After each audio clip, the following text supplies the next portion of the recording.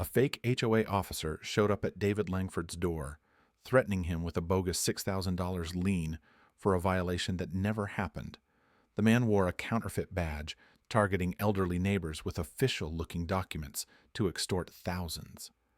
But what he didn't know, David was the U.S. Treasury's director of fraud, and he doesn't pay fake fines. He builds federal cases. Just wait until you see how this scam unraveled in under 48 hours, and why justice hit harder than anyone expected. Tuesday mornings in Wexford Oaks were usually quiet. Retirees walking dogs, sprinklers clicking on, the occasional golf cart zipping to the community center. David Langford had just brewed his coffee when the doorbell rang. Odd for that early. He wasn't expecting a package. He opened the front door to find a man standing there, arms crossed over a tactical vest that looked like it had been bought online and left too long in the sun.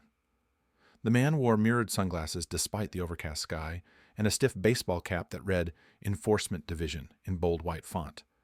Across his chest, a laminated badge declared him a representative of the Homeowner Regulatory Authority, a name David had never heard in his life, despite living here 10 years and attending nearly every HOA meeting. The guy couldn't have been more than 35, though he carried himself like he thought he was leading a SWAT team. He didn't smile. Instead, he held out a manila folder. "You're being served," the man said flatly. "Notice of lien for non-compliant yard signage. Total owed, $6,289.47. Failure to respond within 72 hours may result in legal seizure of assets, as outlined in Section 7B. David raised an eyebrow. He looked past the man at his front lawn. Neatly cut. Not a single sign, political or otherwise. Not even a flag. He hadn't put anything in the yard since his son's high school graduation, 6 years ago. "I'm sorry," David said carefully, "but I don't have any yard signage." The man didn't blink. Infractions don't have to be current to trigger lien eligibility. The violation was recorded, and this is the formal notice. It was delivered with robotic certainty, like someone reading off a script. David took the folder and flipped it open. The document inside was printed in Comic Sans. The formatting looked like it had been thrown together in Microsoft Word by someone who thought putting a red border around the text made it more official. And the notary? A signature reading "C. Cheetah" in shaky cursive, with a circular stamp that smudged when touched. David looked back at the man. "What's your badge number?" 0489. "Which department did you say you were with again?" "HOA Enforcement Bureau, Subdivision Compliance Task Force." David nodded slowly. "Got it." What the man didn't know, what he couldn't have known, is that David Langford wasn't just a homeowner with a calm voice and a nice porch. He was the director of fraud detection at the U.S. Treasury Department. His daily job involved dismantling multi-million-dollar fraud rings and tracing forged financial instruments through layers of dummy corporations. And the document this guy had just tried to pass off? It wouldn't even make it past a middle school mock trial. David stood quietly for a beat, letting the moment stretch. He didn't need to argue. Not yet. He simply said, "Thanks," and closed the door gently in the man's face. Then he walked to his study, locked the door behind him, and scanned the paper directly into the federal case intake system. The man thought he was scaring a homeowner into paying a fake fine. He had no idea he'd just served a federal fraud director. David didn't rush. He didn't need to. He was trained to let silence work, to let the data speak first. After closing the door behind him, he walked to his office, opened his encrypted work laptop, and began what he did best: tracking liars. The document was laughable. Misspellings, inconsistent formatting, a legal tone mimicked from internet templates. But that didn't make it harmless. It made it dangerous. Amateurs often get sloppy, but sometimes that sloppiness is just a mask for how much damage they've already done. He scanned it into the Treasury's internal fraud detection network, running it against databases that only a handful of people in the country had access to. Names, corporate shells, filing IDs, notary licenses. Every detail was cross-checked. Every line of nonsense on that lien was filtered through federal eyes. It didn't take long. The HOA Enforcement Bureau didn't exist. No LLC, no business license, no IRS filing. The badge number? not issued by any local or federal agency. In fact, it matched an old security ID linked to a paintball field that had shut down in Roanoke 10 years ago. The name C. Cheetah listed as notary. A known alias connected to an online scam ring in Florida that had already drawn minor attention from regional investigators. Then, David traced the payment instructions listed on the second page of the fake lien. The wire routing numbers led to an account held by a generic holding company registered in Tampa. Another red flag. That holding company was connected to a network of over 30 similar shell entities, all funneling payments into a master account under a single corporate trustee. They weren't just faking liens. They were orchestrating an entire fraudulent infrastructure, a scam machine designed to mimic legal authority, exploit homeowners' fear of bureaucracy, and cash out before anyone had the time or courage to push back. David leaned back in his chair, the weight of what he'd uncovered sinking in. It was one thing to knock on his door with a cheap badge and a bogus folder, but what chilled him more was the quiet desperation baked into the rest of the neighborhood. People who didn't have access to fraud detection systems, who didn't recognize fake legal jargon, who would panic at the word lien and drain their savings to make it go away. He started making calls, quietly, discreetly. Within 45 minutes, he confirmed that at least 3 neighbors had already paid. One of them, Mrs. Harlow, an 81-year-old widow, had pulled equity from her house to pay what she thought was a compliance fee. Another had set up auto debits to avoid property seizure. The language used in the fake notices was terrifying, and it had worked. These people weren't just victims. They were being actively intimidated and manipulated by criminals who had styled themselves like an HOA paramilitary force. David's hands began to shake, not from fear, but from something far more dangerous: fury. This wasn't just some petty neighborhood scam.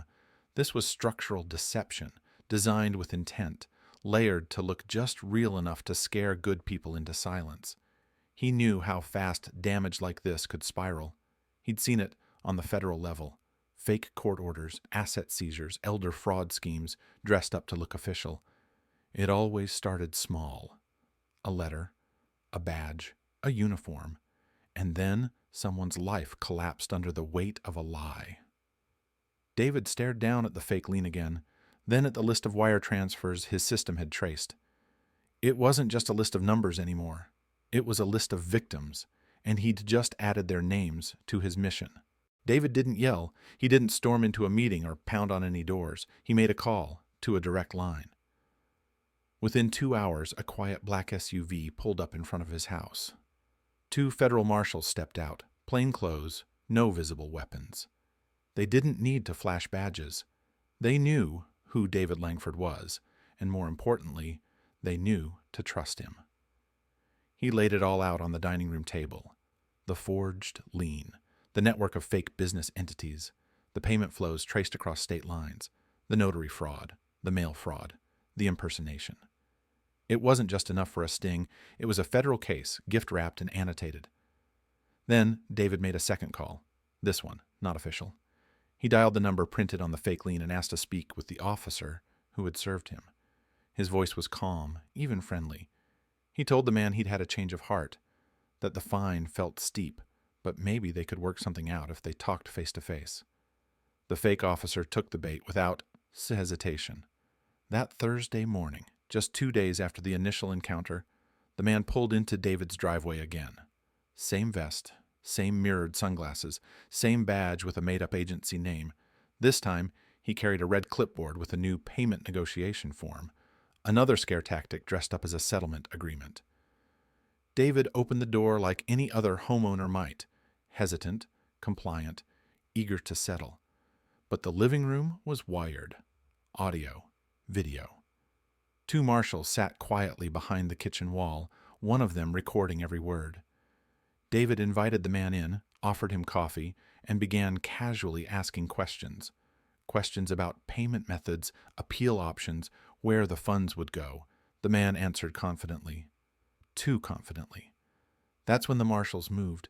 They didn't need to shout. They stepped out, calm as winter, and identified themselves. The fake officer blinked twice, processing the shift in power. By the time the cuffs closed around his wrists, he was still holding the clipboard. He didn't say a word. Back at the federal field office, everything fell into place. The man was identified as Kyle Brenner, age 34, no prior convictions, but loosely linked to a previous HOA scam in Tennessee that never reached prosecution.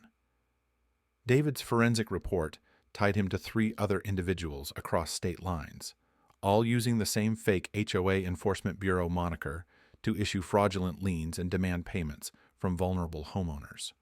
One of them was already under investigation in Nevada for impersonating a peace officer. Another had been flagged by a Florida bank for suspicious withdrawals. The evidence David had gathered, financial trails, IP logs, signature analyses, was more than enough. By the following morning, 3 more arrests were made.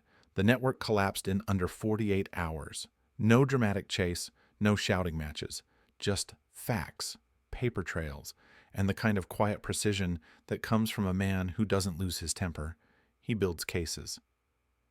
Back in Wexford Oaks, neighbors started to notice federal vehicles parked discreetly along the street.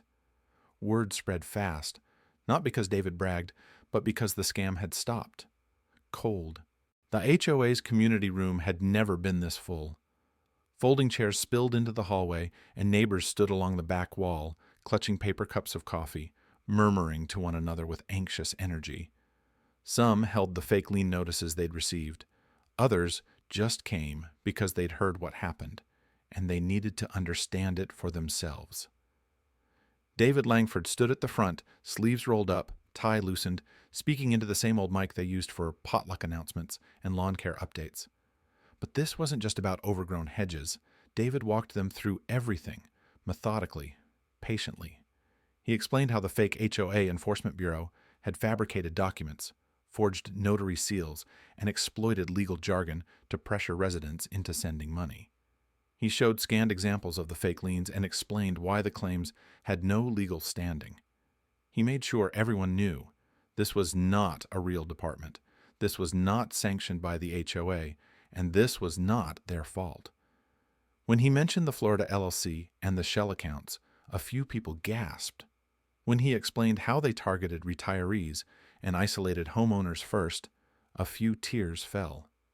Mr. Pollack, a soft-spoken man in his 70s, raised his hand with visible hesitation.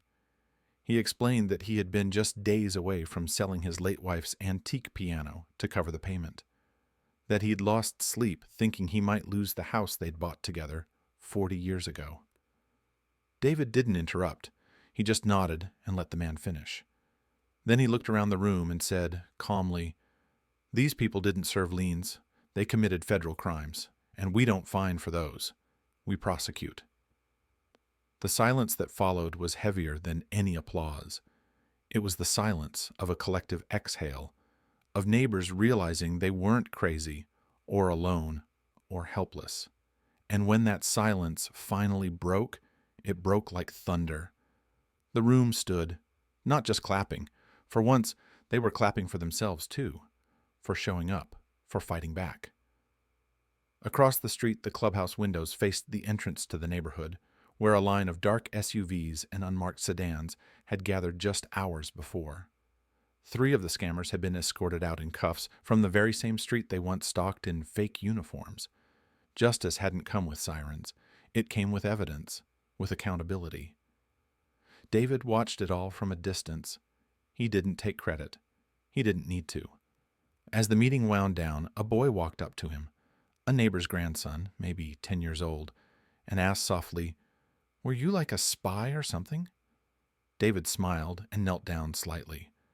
"No," he said, "I just don't like bullies." He stood again, adjusted the Treasury badge clipped to his belt, and walked toward the door, not for recognition but because his job there was done. The scam had ended where it began, and now the neighborhood could sleep in peace.